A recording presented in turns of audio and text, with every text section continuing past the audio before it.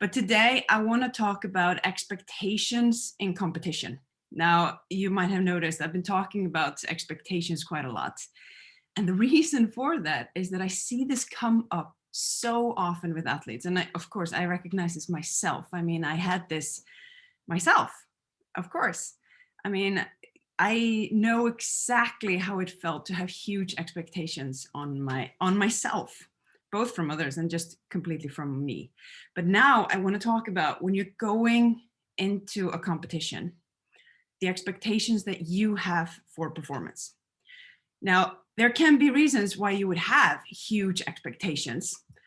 And it's mainly two reasons, really, if you think about it. Because if training has been going really well lately, then you might have big expectations going into the competition. You want to do well, and you kind of expect to do as well as you have been doing in training.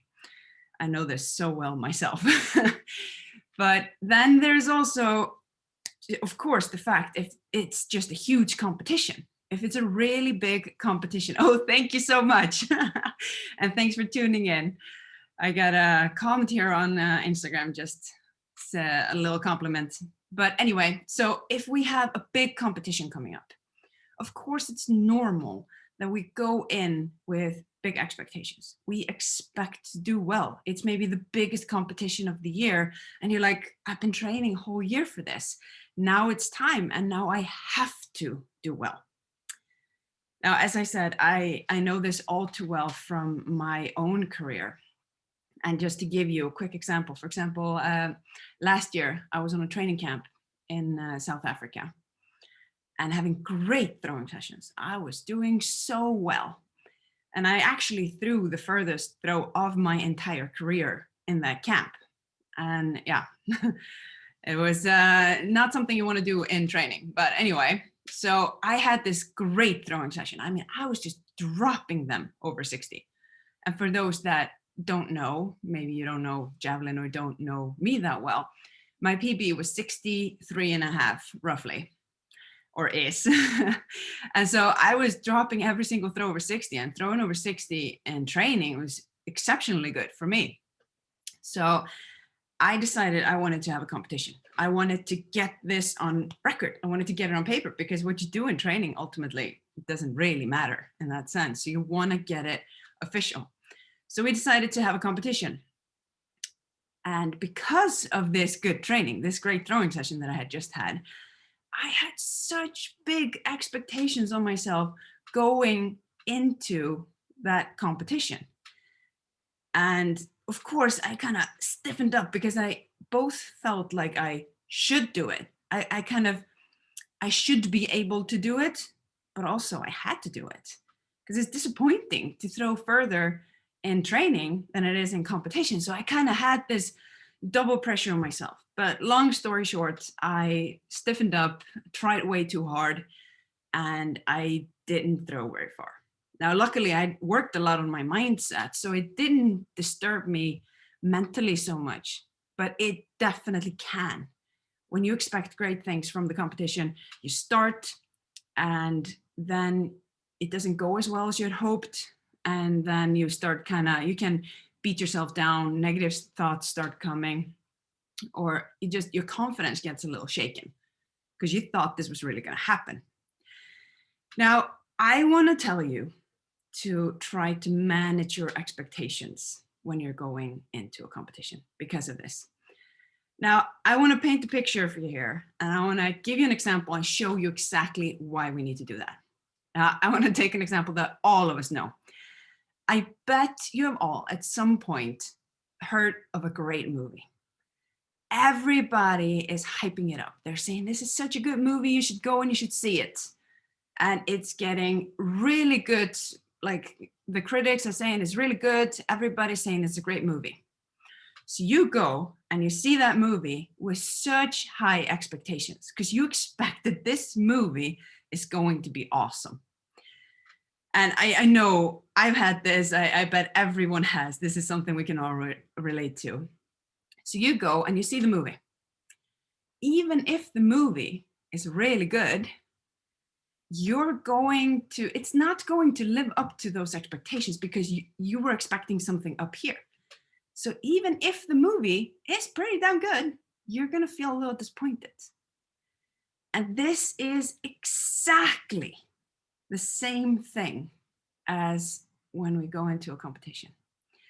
If we go in with great expectations, then you want things to just happen right away. And like I said, if it doesn't happen right away, then negative thoughts can start coming.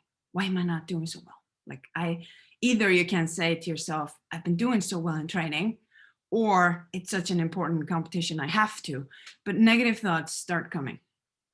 And that can start to then cause you more stress. It can also, as I said, chug along or chug off of your confidence, because you feel like you have to and you should. And yeah, it's really, really not good when we're in that situation, when we are in the middle of the competition. And then of course we're not going to perform well with negative thoughts in our head and confidence shaken, maybe stressed.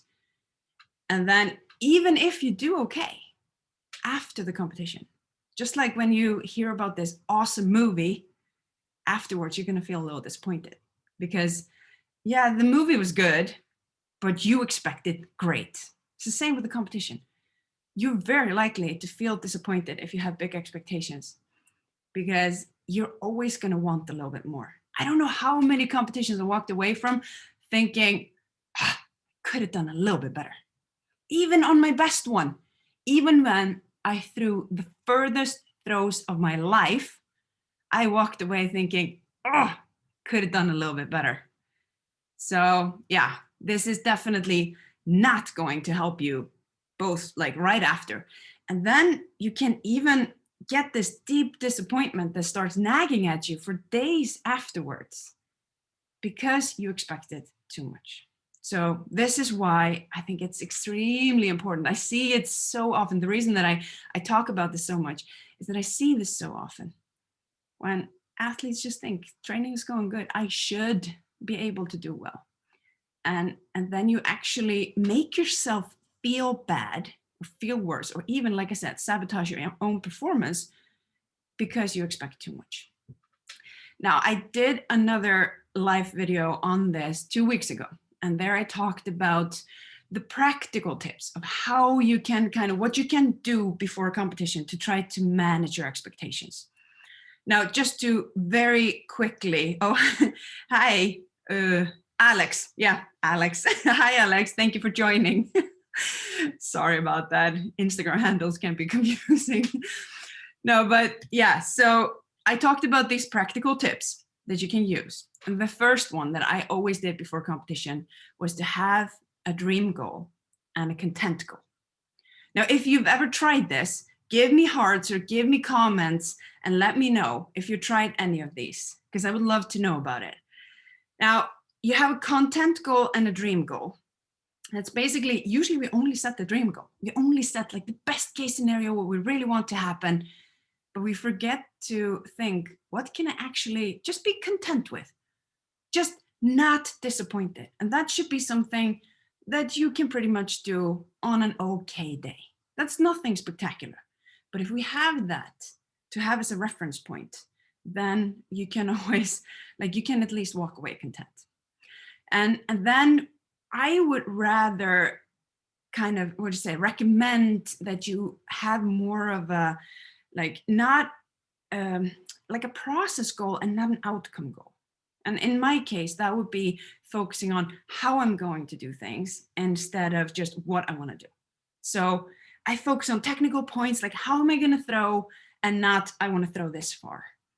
Because it stresses you out. It's like it's a fixed outcome that you're focusing on. Not to mention if you're like, I have to win, because you can't control what the other competitors are doing.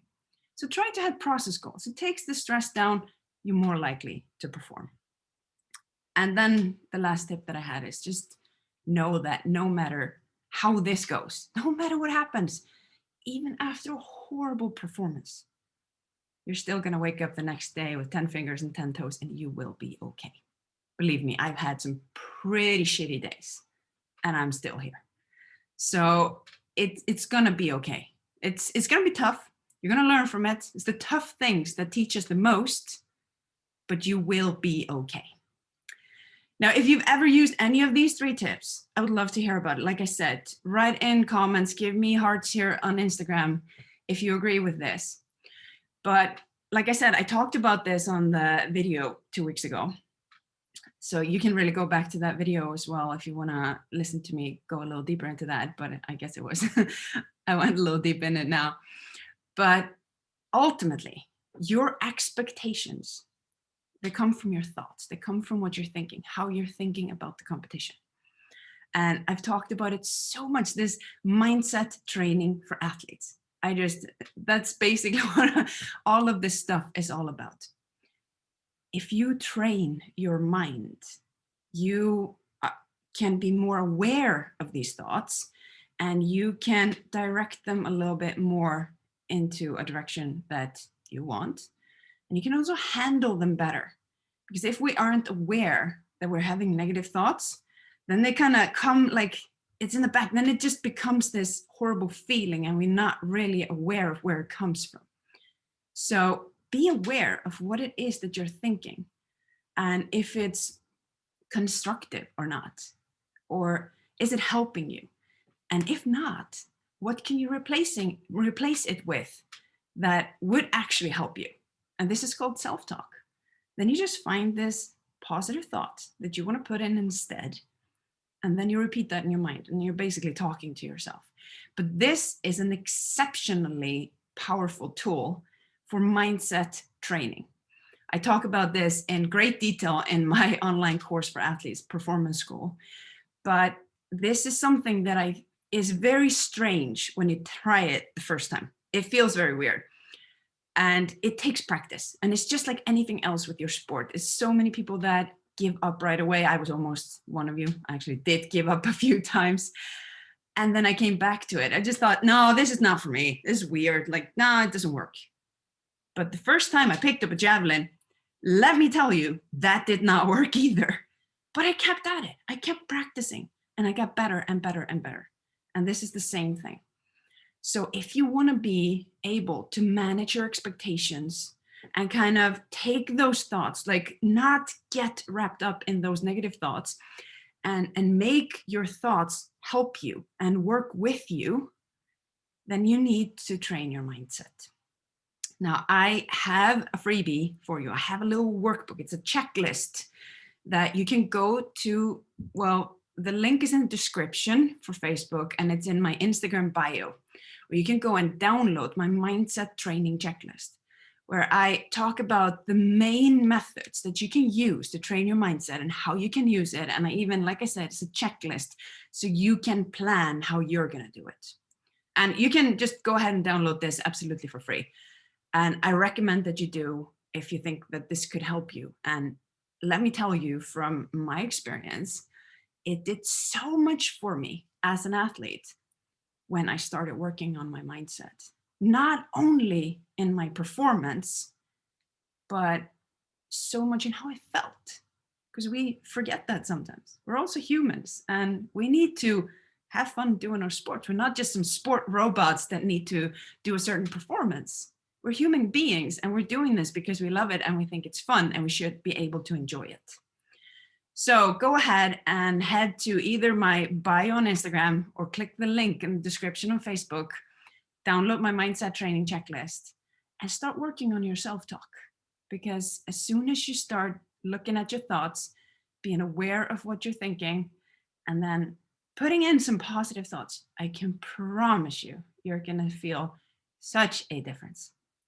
But if you have any questions for me, or if you tried this and you're struggling, don't hesitate to reach out. Send me a message, whether it's on Instagram or Facebook or wherever.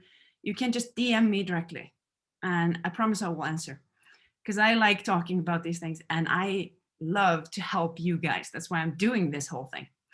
So that was it for now. I hope you all have a fantastic rest of your Monday and a great week, and we will talk again next week. Bye-bye.